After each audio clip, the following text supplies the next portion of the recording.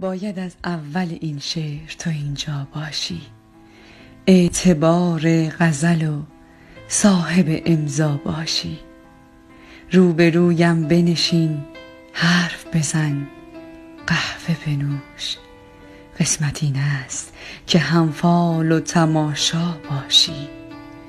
آمدی تا که جهان خانه تکانی بکند و تو آن نقشه جغرافی زیبا باشی. می توانی فقط از فاجعه چشمانت یک شب تیتر شوی، سطر خبرها باشی.